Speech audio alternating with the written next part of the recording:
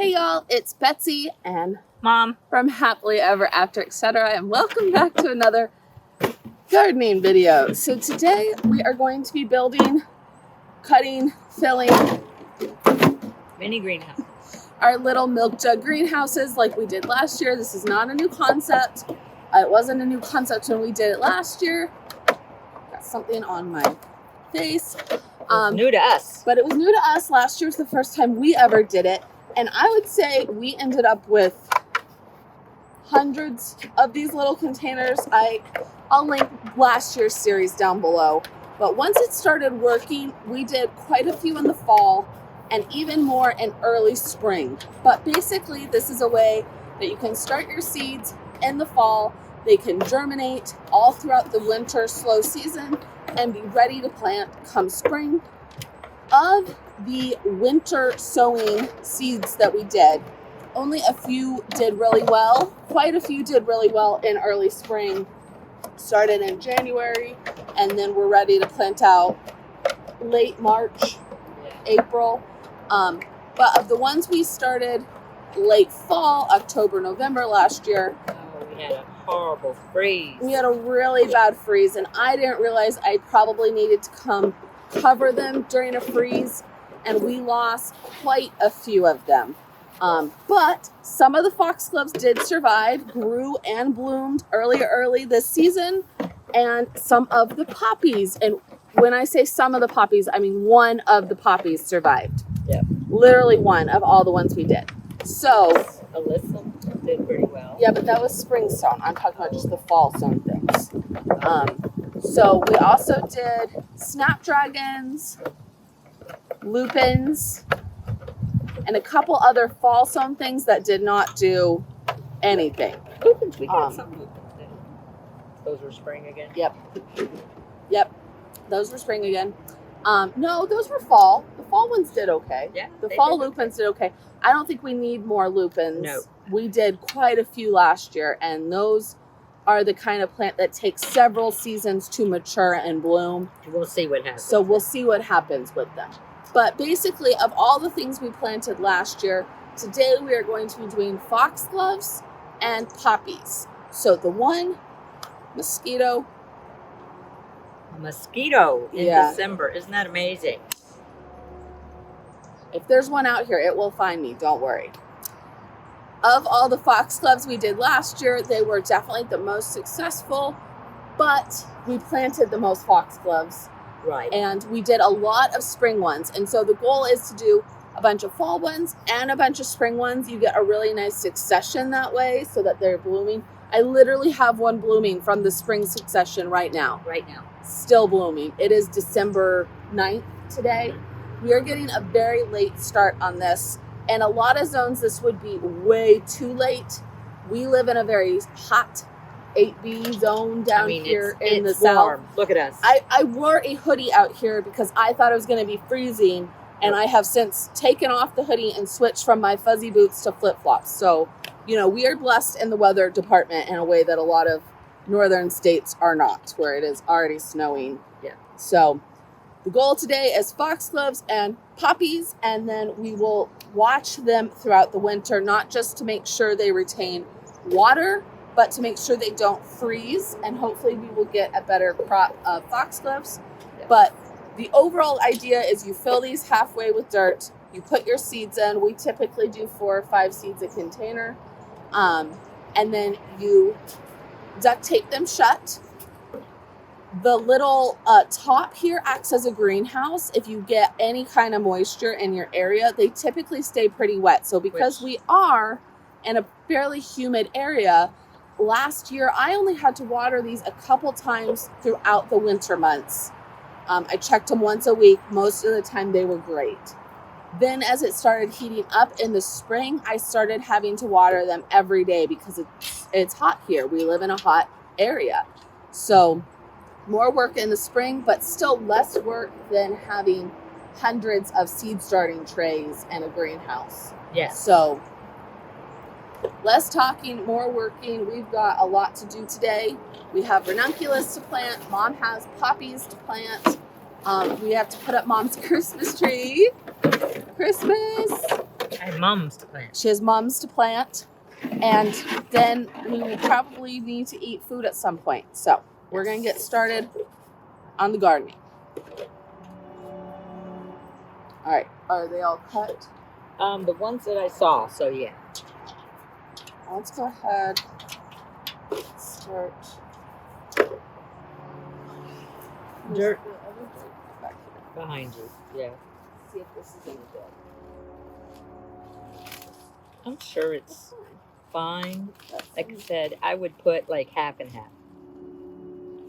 So I have a whole container back here of dirt that I'd saved from these little greenhouses last fall that I had just bought and only used for the very last round of greenhouses, and it was still good. I didn't want to just throw it away or put it in my garden.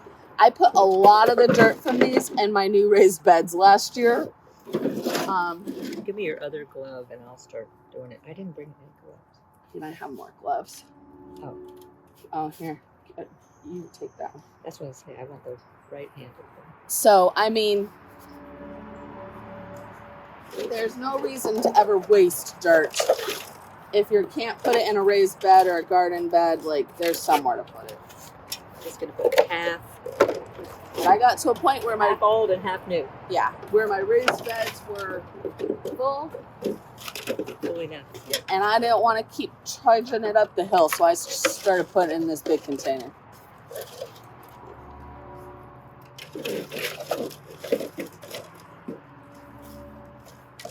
So we're going to put half old dirt, and then we're going to slice open this bag of potting mix and put half new fluffy dirt.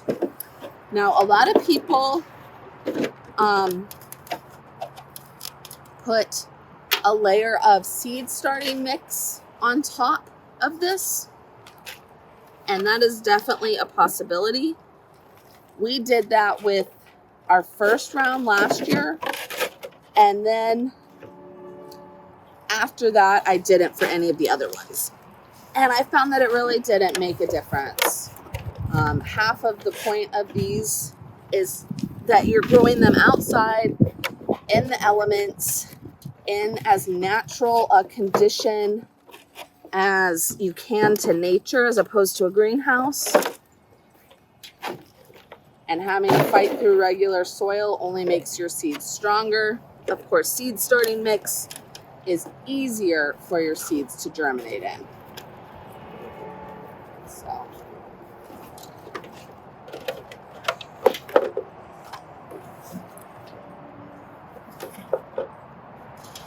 Give me that glove so you can start putting seeds and taping them up.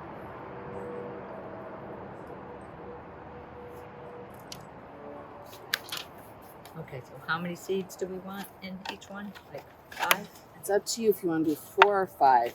We were running very low on the foxglove seeds. I thought we had more than we did. We might have to order some more. They're so tiny. And I ordered pelleted F1 foxglove seeds from Johnny's Seeds. F1 means they're going to bloom in their first year, which is great because foxglove seeds are biennials and they typically grow leaves the first year and bloom the second year. So F1 means they will bloom for you the first year. You get blooms twice instead of just one time for their life. They are so tiny. And the pelleted means that they are slightly bigger than the tip of a pencil. They're instead coated. Of smaller than the tip of a pencil. They are very small seeds. Either way you swing it. But they are easier being pelleted. And we just push them down a little. I think they're surface sown, so you just want to push them into the surface. Okay, that's what I did. And then we'll mist them to get them like started. And then we won't water them in again unless we don't see any moisture on the inside of these containers. But once they've started growing, you don't have to worry quite as much. While they're germinating, you want to make sure they stay moist. If they aren't moist while they're germinating, they won't germinate. So keep that in mind. And I just line these up on the railroad ties down here on the side of my shed. And they do great until spring, when the weeds grow up in between them and it becomes a seed jungle.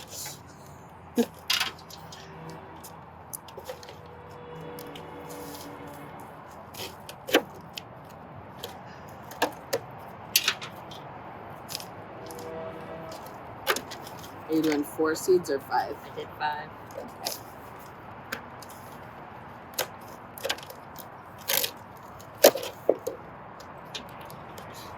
I forgot how sticky this stuff is.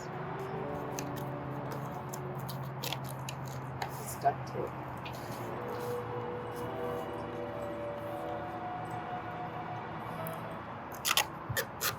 Go ahead and put that on the ground and put that bag over here. Yeah, that's perfect. They don't have to be fully wrapped in the duct tape. I remember, but this one was one of the weird ones. 1, 2, 3, over the head.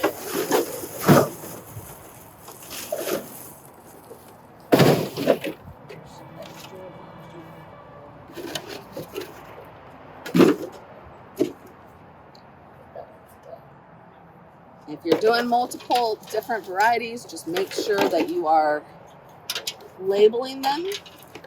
And of course, you can use a Sharpie, but I typically use a garden marker because these are going to be outside in the weather all season.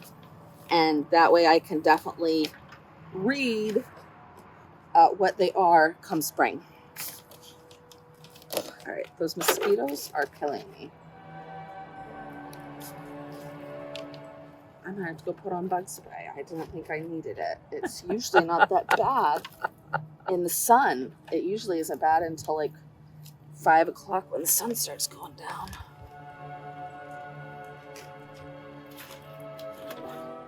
Can you move that stuff off the table so there's more room? This stuff. Drinks, you mean? Okay.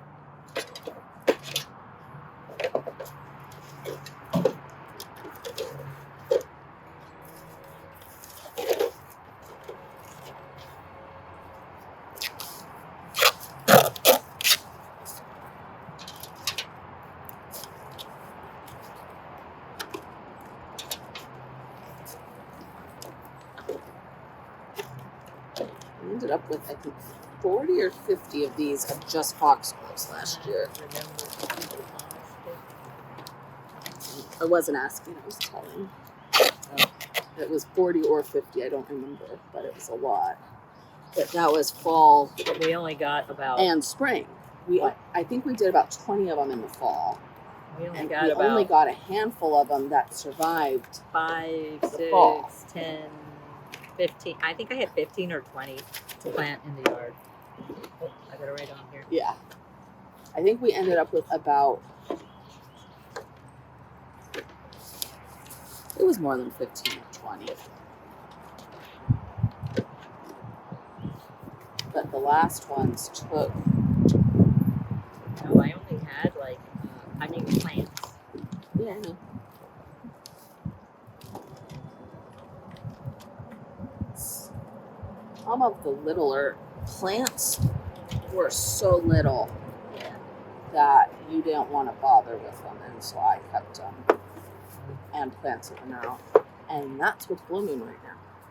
Those itty bitty ones that I wasn't sure were going to even survive.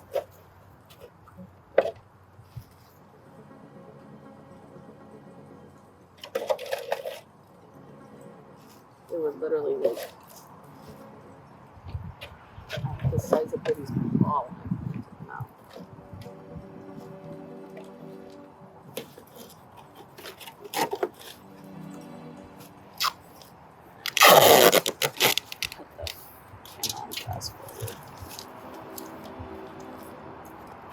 All right, y'all, we are going to be doing a lot more of this. So I'm going to put y'all on fast forward, and we will be back at the end to tell you what we got done, how far these seeds go, and if we need to order more. So far we've got what, 3 containers of 5? Yeah. There's more seeds in there than you think, but There's probably I about think there's less than 100, we I want. think. We'll see. 100 divided by 5 is what, like 20 20. containers? So that might be enough. We might need to order more for spring planting. Okay. We'll see.